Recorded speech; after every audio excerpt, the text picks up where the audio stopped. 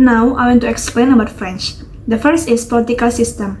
France has a semi-presidential political system with a separation of power between the executive, president and government, legislature, national assembly and the senate, and then the judiciary.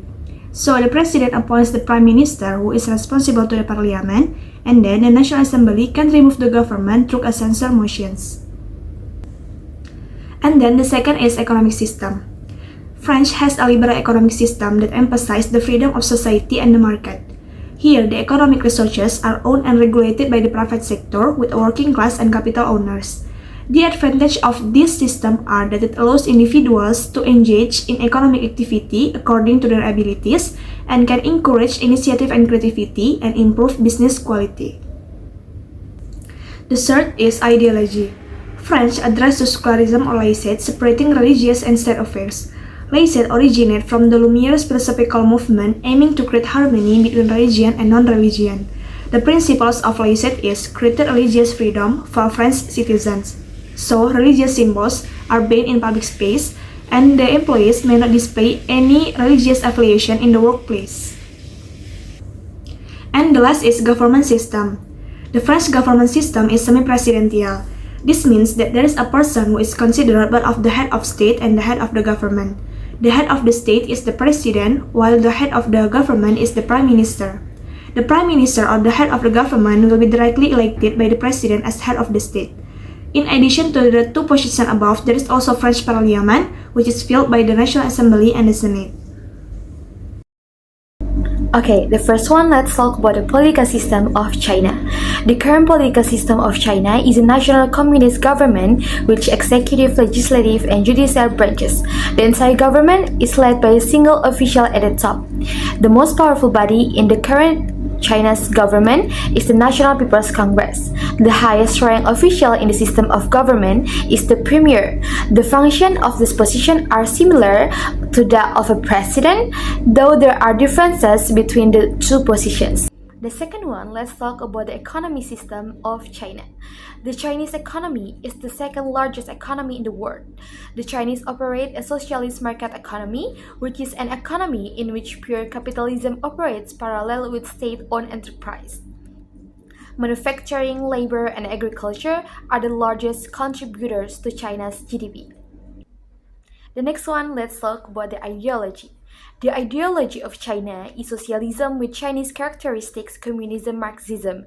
It is a set of political theories and policies of Chinese Communist Party that are seen by their proponents as representing Marxism, Leninism adapted to Chinese circumstances and specific time periods.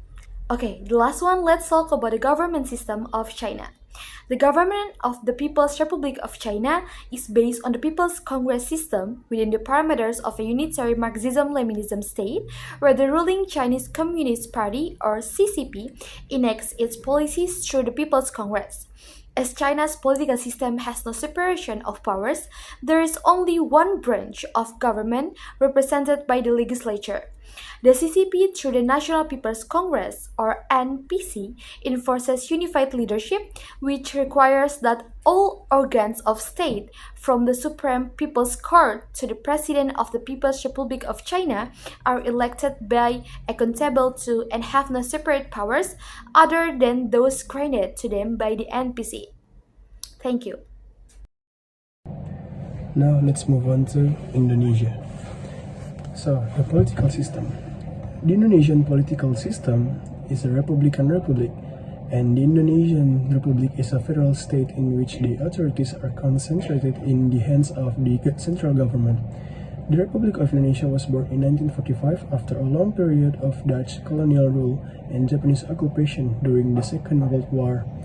The founding fathers established the form of a central government or a federal state to unify the Indonesian people from a diverse ethnic, religious, and cultural mix distributed to thousands of islands. And then, economic system. Indonesia is a mixed economic system which includes a variety of private freedom combined with centralized economic planning and government regulation. Indonesia is a member of the Asia-Pacific Economic Corporation, or APEC, and the Association of Southeast Asian Nations, or ASEAN. Indonesian economic has a significant points of difference with its Asian neighbors such as Singapore and Thailand. In particular, Indonesia's economy is largely driven by domestic activities rather than exports, which helped to cushion it from the global crisis of 2008 until 2009. And then ideology. Indonesia is a state with its uniquely own Pancasila as a national ideology. More than just an ideology, Pancasila has been proved multiple times as unifying factors for Indonesia. And the last one is system of government. Indonesia has a presidential system in which a directly elected president serves as both head of state and of government. A maximum 2-term limit on the presidency helped to ensure a peaceful alternation of power. Also directly elected, the House of Representatives or the lower house of the bicameral People's Consultative Assembly has asserted itself a strong and independent institution. There are 9 parliamentary parties, none of which majority, and then from abroad, coalition. Thank you. Next is the most influential domestic political challenges that changed the ruling regime in Indonesia, China, and France. First is Indonesia.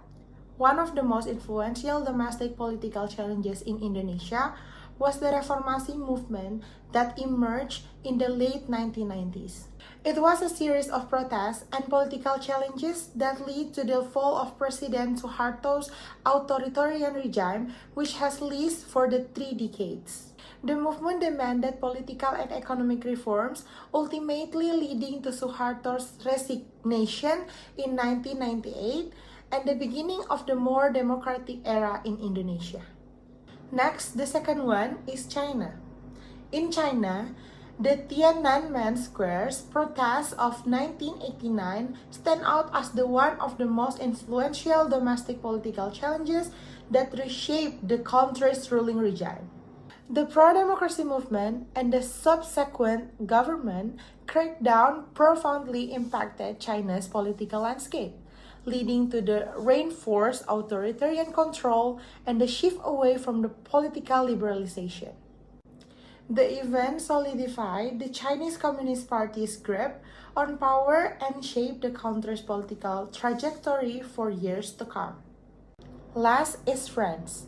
The French Revolution of 1789 stands as the one of the most influential domestic political challenges that fundamentally changed the ruling regime in France.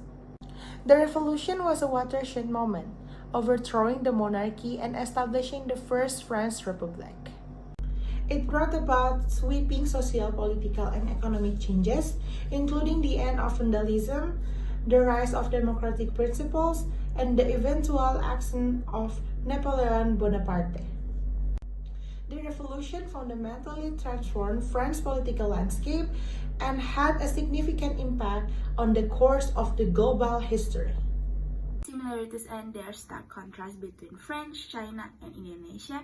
First, for political system, France, China, and Indonesia are republic, although their forms is different. French as semi-presidential representative democratic republic, China as one-party socialist state, and Indonesia as unitary presidential constitutional republic.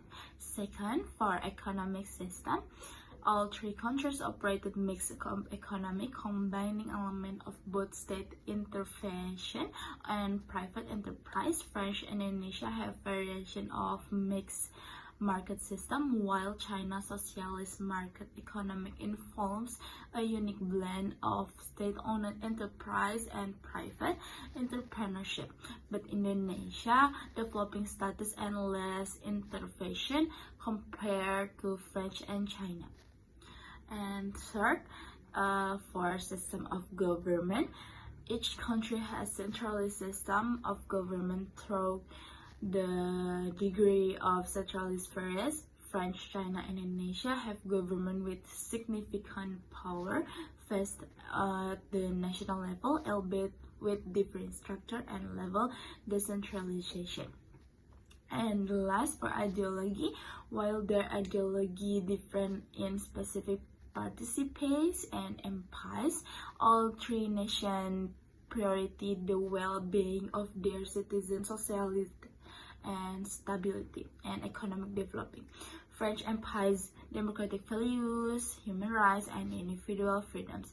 Indonesia focused on Pancasila, participate of unity, democracy, and social justice. And last, China prioritizes collective progress and socialist participation.